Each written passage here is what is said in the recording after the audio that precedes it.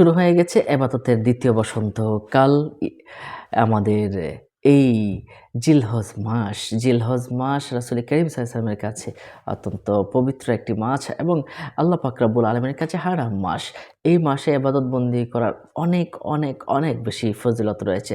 তো ইয়াউমে আরাফার দিন ৯ জিলহজে রোজা রাখার বিষয়ে কিন্তু রাসূল করিম সাল্লাল্লাহু আলাইহি ওয়াসাল্লাম থেকে হাদিস পাওয়া যায়। কয়টি রাখবেন, নিয়ত কি এবং কখন রাখবেন, এই সবগুলো বিষয় ইনশাআল্লাহ আপনাদেরকে জানানোর জন্য আপনাদের সাথে আছি মাওলানা কাজী আমিনাত তাফহিম। জিলহজ মাসের ৯ তারিখকে ইয়াউমুল আরাফা বলা হয়।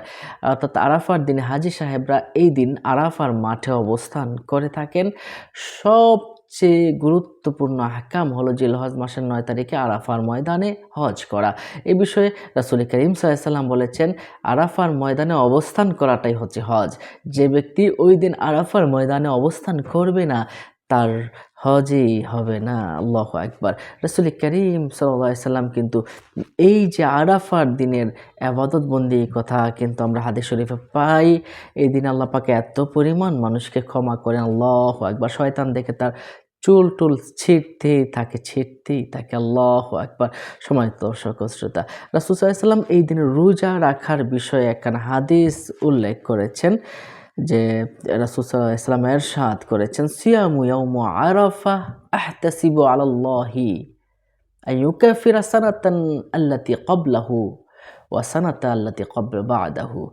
অর্থাৎ মুসলিম শরীফের ১১৬২ নম্বর হাদিস শরীফে রাসূল করিম সাল্লাল্লাহু আলাইহি ওয়াসাল্লাম ইরশাদ করেছেন, আরাফার দিনের রোজার ব্যাপারে আমি আল্লাহর কাছে এইটুকু আশা করি, তিনি ১ বছর পূর্বের গুনাহ, ১ বছর পরের গুনাহ আল্লাহ পাক রব্বুল আলামিন মাফ করে দিবেন এবং কাফারা হয়ে যাবে।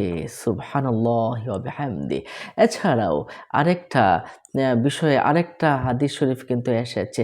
রাসূল করিম সাল্লাল্লাহু আলাইহি সাল্লাম বলেছেন, হযরত আয়েশা সিদ্দিকা রাদিয়াল্লাহু তাআলা আনহা কিন্তু বলেছেন, ১০০০ দিন রোজা রাখার সমান সওয়াব তার আমলনামায় লিখে দেন বলে হযরতে উম্মাহাতুল মুমিনিন আয়েশা সিদ্দিকা রাদিয়াল্লাহু তাআলা আনহা কিন্তু উল্লেখ করেছেন।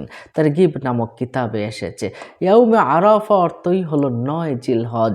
ইয়াউমে আরাফা হচ্ছে ৯ তারিখ।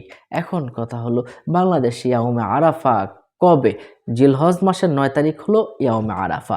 এখন বাংলাদেশে কয় তারিখে পড়বে? দেখুন, ১৭ তারিখে কুরবানির ঈদ, ১৭ তারিখ সোমবার কুরবানির ঈদ, তার আগের দিন রবিবার ১৬ তারিখ রবিবার আমাদের জন্য ইয়াউমে আরাফা। এই দিনে রোজা রাখার কথা বলা হয়। আর এখন আরেকটা বিষয় যেটা আমাদের আছে যে ইয়াউমে আরাফার দিনের রোজা কিন্তু একটাই। এখন কথা হলো যে বাংলাদেশে আমরা কি সৌদির সাথে মিল রেখে করব নাকি আমাদের নিয়ম অনুসারেই করব? দেখুন, আমাদের নিয়ম অনুসারেই কিন্তু করতে হবে। কেন করতে হবে? দেখুন, আমরা যখন নামাজ পড়ি তখন সৌদির সাথে কিন্তু মিল রেখে পড়ছি না। আমরা যখন সেহরি খাই, হ্যাঁ? তখন তারা কিন্তু রাত তখন থাকে ১১টা ১২টা। হ্যাঁ? আমরা যখন ইফতার করি তখন কিন্তু তারা ইফতার করছে না। হ্যাঁ? তো সুতরাং আমাদের সাথে তাদের সময়ের পার্থক্য আছে, ভূমির পার্থক্য আছে। আর রাসূল সাল্লাল্লাহু আলাইহি ওয়াসাল্লাম তো বলেছেন, তোমরা চাঁদ দেখে রোজা রাখো, চাঁদ দেখে আবার ছেড়ে দাও। ঠিক তেমনিভাবেই সৌদি আরবের সাথে যেহেতু আমাদের মিল নেই, তাহলে আমাদের সাথেই আমাদেরকে মিল রেখেই করতে হবে আরাফার রোজা। আর অর্থাৎ ঈদের আগের দিন ১৬ তারিখ, ১৬ই জুন রোজ রবিবার আমরা করব। এখন কথা হলো যে সাবধানতার জন্য কি আমি ২ দিন রাখতে পারবো? যে আমি এর আমি যেদিন আরাফার দিন থাকবে মক্কা শরীফে, সেই দিন আমি রোজা রাখবো এবং তার পরের দিনও রাখবো। এটা কি করতে পারবো? হ্যাঁ, এটা করতে পারেন। তাহলে আপনার মনের ভিতর থেকে সংকীর্ণতা দূর হয়ে যাবে। মনের ভিতরে একটা ভীতিটা কিন্তু দূর হয়ে যাবে। তবে উত্তম কিন্তু ২ টা রোজা রাখাই আপনি ভালো কাজ করতে পারেন। ২ টা রোজা রাখলেই আমার মনে হয় ভালো। একটা হলো ১৫ তারিখ, একটা হলো ১৬ তারিখ। ১৫ তারিখ শনিবার, ১৬ তারিখ রবিবার। আর তাছাড়া জিলহজ মাসে কিন্তু ৯ তারিখ, ১ তারিখ থেকে ৯ তারিখ পর্যন্ত ৯ টা রোজা রাখার বিষয়ে কিন্তু রাসূল করিম সাল্লাল্লাহু আলাইহি ওয়াসাল্লাম বলেছেন। প্রত্যেকটা দিনের রোজা রাখার বিষয়ে একটা কি আছে, ব্যাপকভাবে ফজিলত বর্ণনা করা হয়েছে।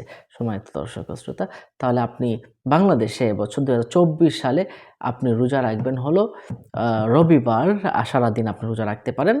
আবার শনিবারেও আপনি রোজা রাখতে পারেন। অর্থাৎ ১৫-১৬ তারিখে আপনি ১৫-১৬ জুন তারিখে আপনি রোজা রাখতে পারেন।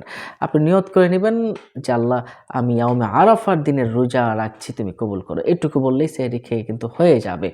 তারপর যখন ইফতারির টাইম হয়ে যাবে, তখন ইফতার মুখে নেওয়ার আগে খেজুর মুখে নেবেন। খেজুর মুখে নেবেন। খেজুর নিয়ে নেওয়ার পরে আল্লাহ আপনি এটুকু পড়বেন, আল্লাহুম্মা আপনি এই দোয়াটা কিন্তু পড়বেন। কোন দোয়াটা? হে আল্লাহ, আমি তোমার রিজিক দেওয়া রিজিক থেকে আমি ইফতার করছি। আল্লাহুম্মা লাকা সুমতু ওয়া আলা রিজকিকা আফতারতু। সম্মানিত দর্শক ও শ্রোতা, তাহলে আরাফার দিনে রোজার বিষয় জানলাম। অবশ্যই আমরা প্রত্যেকে আরাফার দিনে রোজা রাখার চেষ্টা করব। ভালো থাকুন। অন্য মুমিন মুসলমান ভাইকে জানাতে শেয়ার করে দিন। আসসালামু আলাইকুম ওয়া রাহমাতুল্লাহি ওয়া বারাকাতুহু।